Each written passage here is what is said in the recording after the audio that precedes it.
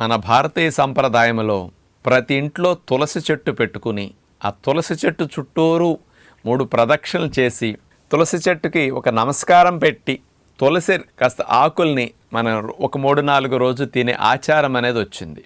ఎందుకు తినాలి, ఎందుకు తులసి గాలి పీల్చాలి అంటే మన ఇంటి పరిసరాల్లో ఉన్న కెమికల్ పొల్యూషన్ని, విషవాయువుల్ని, హాని కలిగించే ఏదన్నా గాలి ద్వారా వ్యాపించే వాటిని శుద్ధి చేయటానికి తులసి అద్భుతంగా పనికొస్తుంది.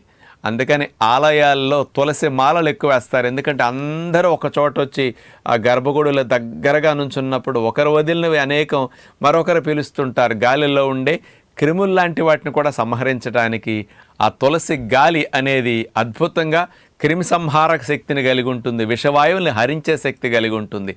భోపాల్లో విషవాయువులు వచ్చి ఎంతోమంది ప్రాణాలు కోల్పోయినప్పుడు తులసి పుల్లలతో హోమం చేసే ఇంట్లో